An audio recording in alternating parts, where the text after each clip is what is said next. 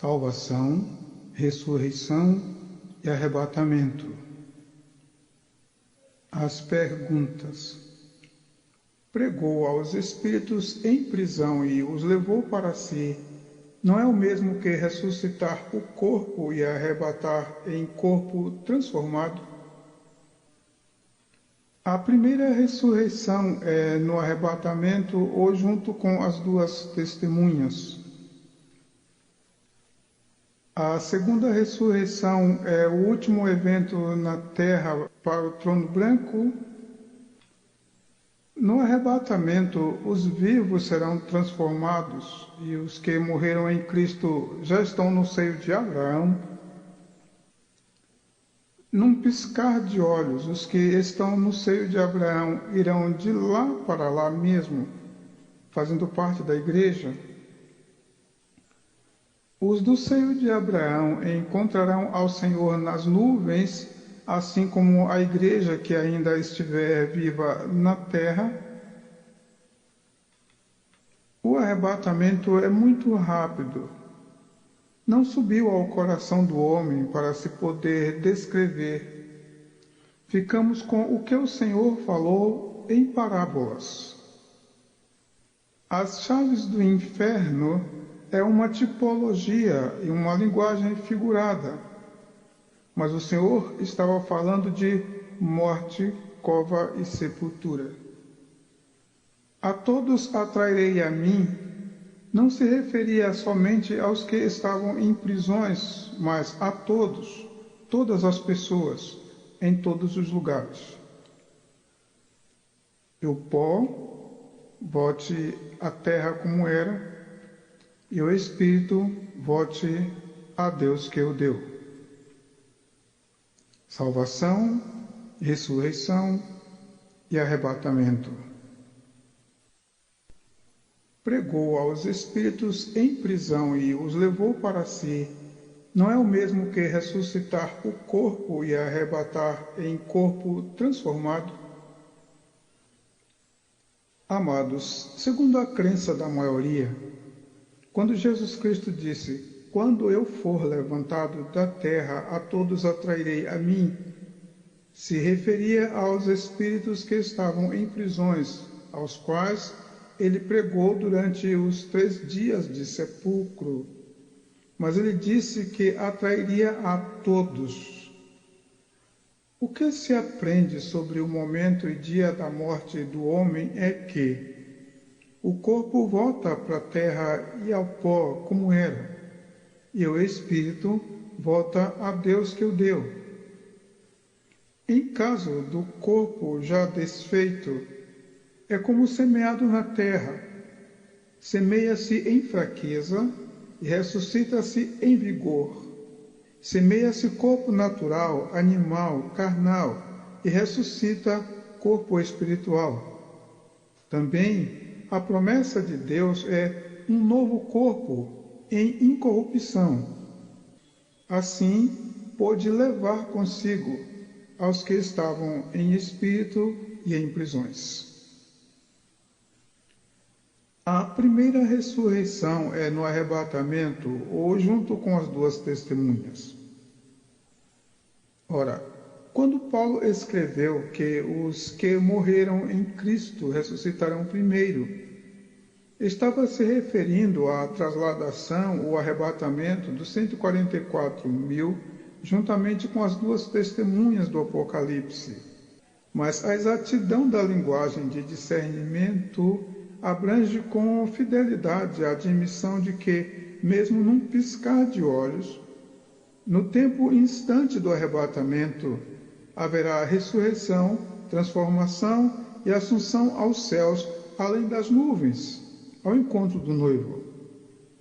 Em se crendo na possibilidade de somente 2 ressurreições, na primeira, em tempos celestiais não humanos, participam a igreja e os 144.000, uma vez que farão parte nas bodas do Cordeiro no milênio celestial, até que sejam novamente vistos no fim de tudo, em glória, vindo com a esposa do Cordeiro, com poder e grande glória, quando todo olho o verá. A segunda ressurreição é o último evento na Terra, já para o trono branco. Sim, é a ressurreição final, mas crida como a segunda ressurreição, e ocorrerá já para o juízo e se cumprirá quando o Senhor vier sobre as nuvens com poder e grande glória, com anjos e arcanjos, trombetas de Deus, e a igreja já esposa do Cordeiro, para reinar e estabelecer o trono branco. Quando o fogo dará conta dos seus mortos, a água dará conta dos seus mortos, e uns ressuscitarão para o gozo e alegria eternos, e outros para a vergonha e desprezo eternos. Uns para a direita de Jesus Cristo, Senhor dos vivos e dos mortos, outros para a esquerda do juiz, para Jesus, Deus Todo-Poderoso. É em seguida a esta ressurreição que ocorrerá a separação definitiva dos destinos dos homens. Estão tipificados como bodes ou ovelhas. Vinde benditos de meu Pai, ou apartai-vos de mim, malditos.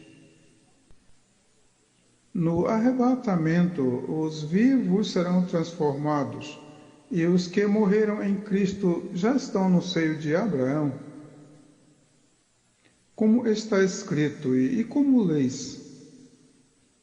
E aconteceu que o mendigo morreu, e foi levado pelos anjos para o seio de Abraão. E morreu também o rico, e foi sepultado. E no Hades ergueu os olhos, estando em tormentos, e viu ao longe Abraão e Lázaro no seu seio. E, havendo aberto o quinto selo, vi debaixo do altar as almas dos que foram mortos por amor da palavra de Deus e por amor do testemunho que deram. E clamavam com grande voz, dizendo: Até quando, ó verdadeiro e santo dominador, não julgas e vingas o nosso sangue dos que habitam sobre a terra?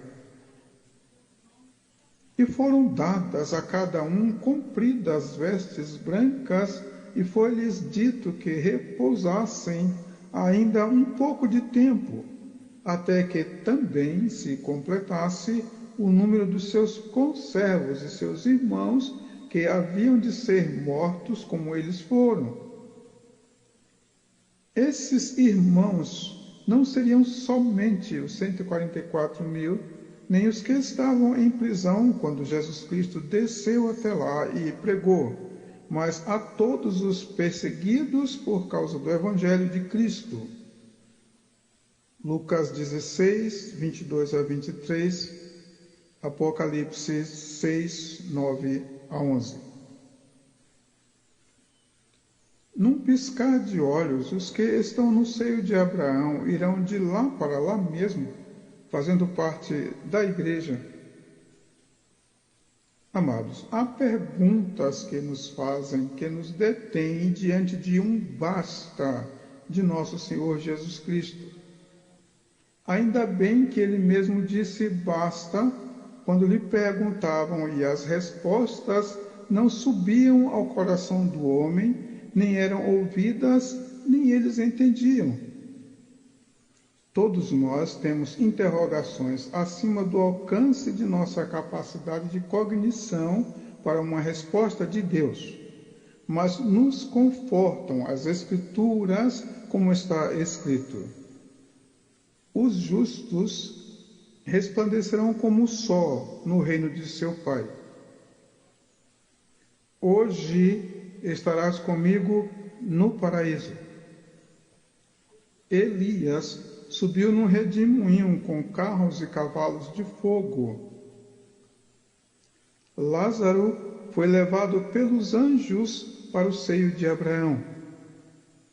E o Senhor do céu e da terra disse: para que onde eu estiver, estejam eles também. para que vejam, e nos assentou nos lugares celestiais em Cristo. Estas palavras nos garantem, no assim que morremos, subirmos ao Senhor logo, hoje, mesmo em um dia de nudez, vergonha e de calvário. Hoje estarás comigo no paraíso.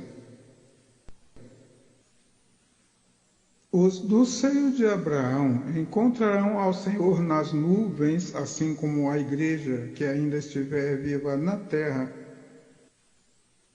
O arrebatamento é já um assunto celestial, fenômeno que o olho não viu, o ouvido não ouviu, nem subiu ao coração do homem.